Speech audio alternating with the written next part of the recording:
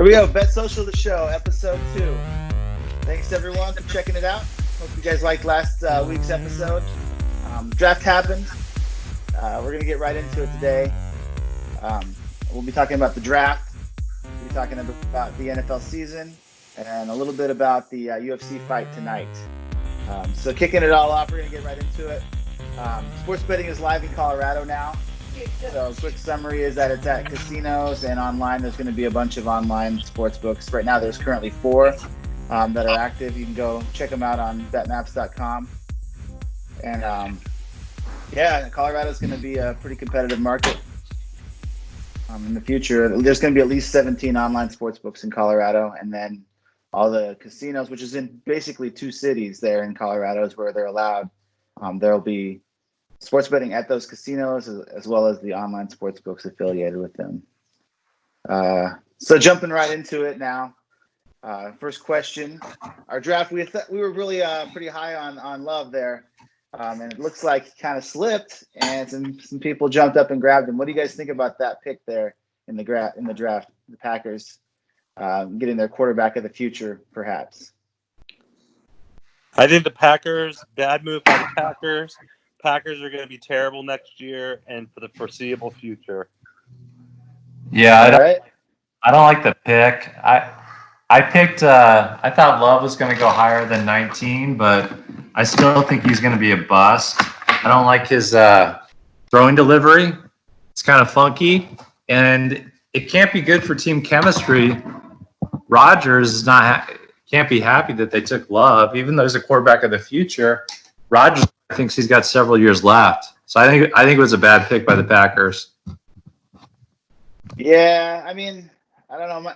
My wife's a huge Packers fan, so I hear all about it, and she's still hopeful, but she was not super happy initially that their first pick was another quarterback.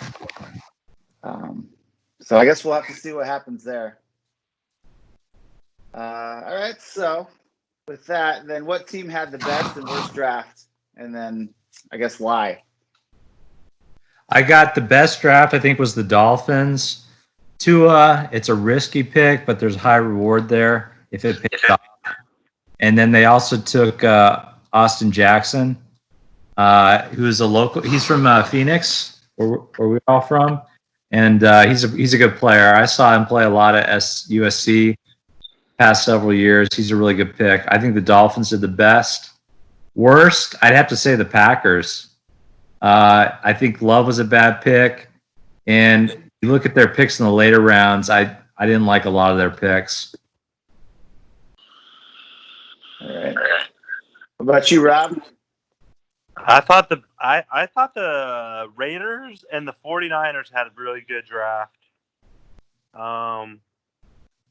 And then for one of the worst drafts, I thought the Jets. I didn't really care for the Jets draft picks. All right. Well, I'm going to go ahead and do my my homer pick and say the Chiefs had the best draft, just because I like the Chiefs. And they got what they were looking for. So they were looking for a running back, and they picked up kind of a little bit of a sleeper running back there. I guess the 3rd or 4th grade running back that was available. They picked him up first, and then they got their linebacker that they were looking for second. So they followed their plan, and they executed on that. So, but it's a homer pick, so. As far as worst, I don't really have one because my wife's a Packers fan. So, what's the most shocking draft moment? Most shocking draft moment was when the Cardinals were picking at 8 and they panned to Cliff Kingsbury's house, and he basically lives in a house that looks like, straight out of Miami Vice. That was my most shocking draft moment. Yeah, I like that. Yeah, that was good. Rob? For me, I wasn't. I thought the first few rounds weren't many surprises. Being a big Cardinals fan, I thought a good first round pick by the Cardinals was a little surprised they didn't trade out of it, but I didn't find anything too shocking. Yeah, so my biggest shocking moment was the Eagles drafting Jalen Hurts.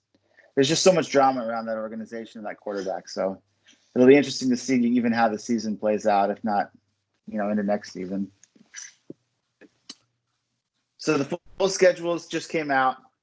This is a tough one. I don't really have one for this, so if you guys don't, we can just skip it. But what team benefited the most from their schedule, and what team was hindered the most by their schedule? Who's got the good schedule this year? I think the Cardinals got a pretty good schedule. They obviously, the worse you do, the easier the schedule you got. And they had a bad year last year. Their schedule came out, it broke pretty well, I thought, for them. Toughest schedule is the Chiefs. They got that tough schedule, being Super Bowl champs. We'll see if they can repeat. It's going to be tough. Yeah, we're worried about the Ravens, I think. I mean, not super worried, but that's the big one. What is that, like week 3, the Ravens?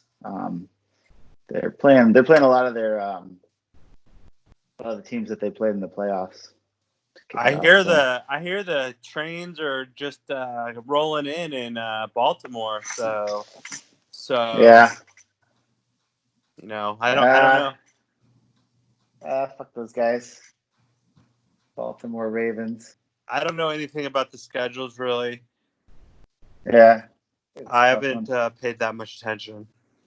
I will say I disagree. I think anybody in the NFC West, like the NFC West, is tough. I mean, you have the Cardinals have to play the Niners twice, Seattle twice.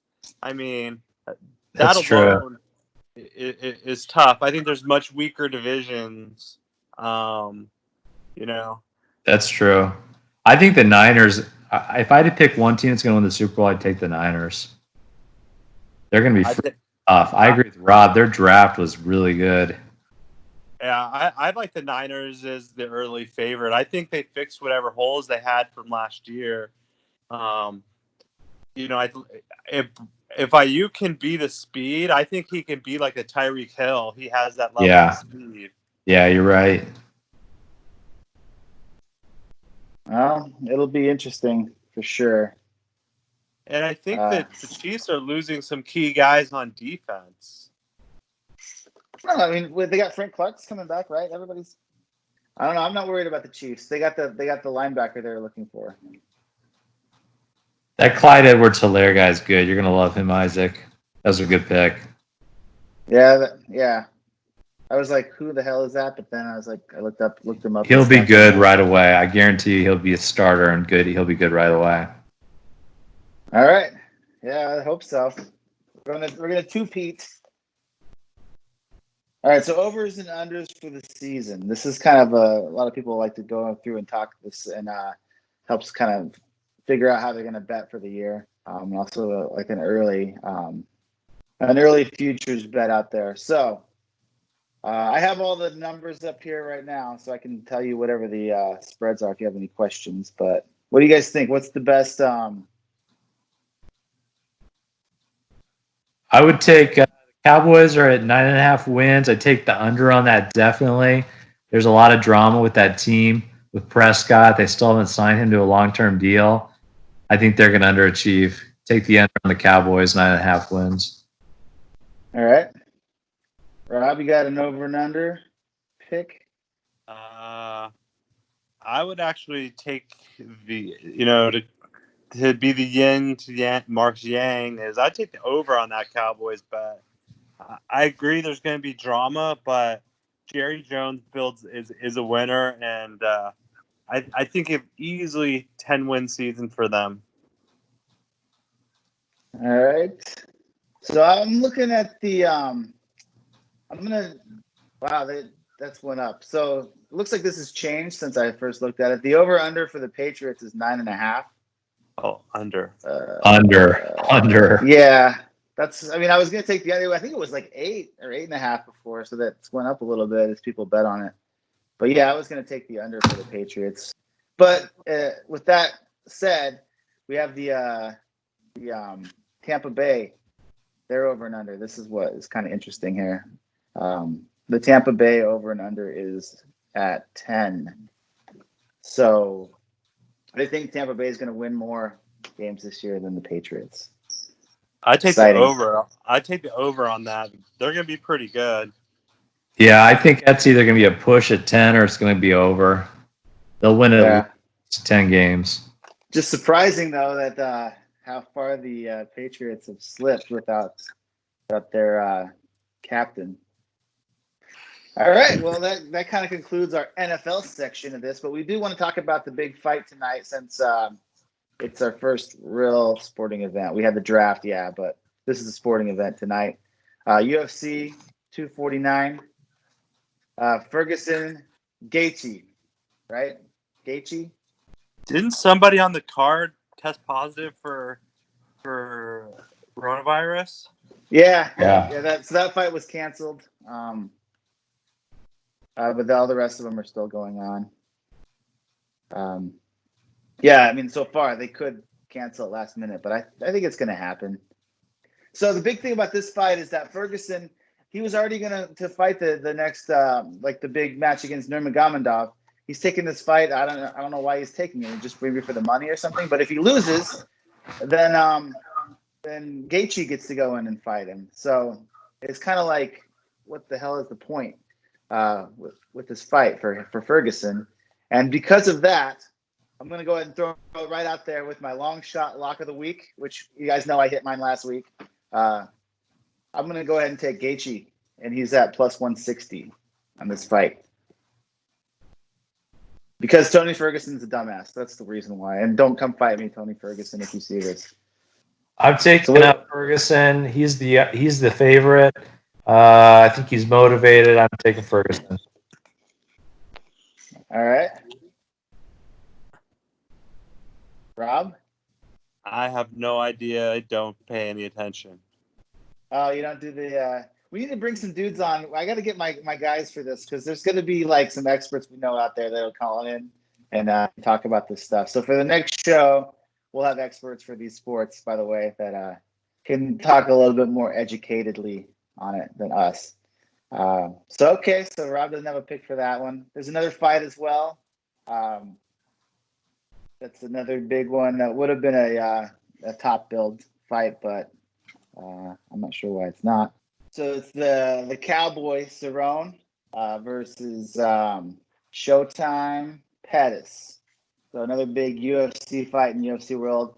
I don't know. I mean, I guess I'll go with because my boy, who's a huge MMA fan, he's all about Cerrone. So I'm gonna go with that for the win. Mark, you have a pick on that one? I'm taking I Want to Be a Cowboy, Cerrone.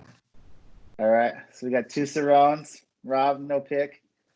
I'm going to actually maybe try to at least follow this a little bit, seeing as how it's all that's left to watch. But yeah, I mean, going into this, I wasn't a huge MMA fan either. So, but we know people that are. So we'll get them on the show in the future, and they can drop some knowledge on us. One thing that's interesting, I'm on BetMGM's site here. They do have a price boost for Tony Ferguson.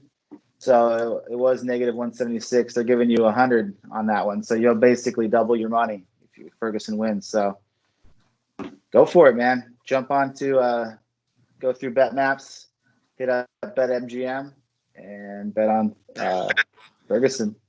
Last thing, I just want to point out that before our next show, there'll be a NASCAR event. We don't have NASCAR picks. And unless anybody on the call have NASCAR picks for the 17th? Yeah, I got a pick. Take Denny Hamlin. He's got the 6th best odds to win it. He actually won it last year. He crossed the finish line first, and then they disqualified him after the fact. So he's going to be motivated. Denny Hamlin. All right, let's see. Denny Hamlin. Okay, they got him plus 700. So is that going to be your long shot lock of the week then? No, my long shot is with the Super Bowl odds for a couple teams. Okay, we'll have to wait the whole season to see it, but that's fine. We'll tally everything at the end. So, Rob, you have a NASCAR pick, real quick? I do not. All right, so Super Bowl. Go for your long shot lock of the week then. Long shot lock of the week: Buccaneers 50-1 to win the Super Bowl. Take them, the Bucs, man. Damn. All right. 1, you put down $100, you win 5,000. Do it. Do it. All right, Rob. Long shot lock of the week. My long shot. I like the Arizona Cardinals to make the Super Bowl but not win. Cardinals to the Super Bowl. All right. Win the NFC. We'll roll with that one. And then you guys got mine. So Gaethje to win it. I don't really have I don't think it's gonna go the distance. I think it'll be they call it inside or whatever. So the fight will be stopped either by a knockout or something. But Gaethje's nuts, and Ferguson is stupid. Don't beat me up, Ferguson. Okay, well that's our show, guys. So thanks for checking it out, and we'll be back in about 3 weeks or so for another show. We'll see what sports are going on around then. Hopefully baseball will be back, I'm guessing. Hopefully, maybe, no. And, everybody have fun. And don't do anything too stupid out there. All right, later.